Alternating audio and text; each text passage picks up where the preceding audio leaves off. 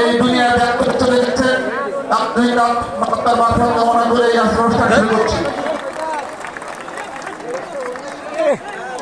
আমরা পাচ্ছি না, তো একটু সবাই খেয়াল করুন আপনাদের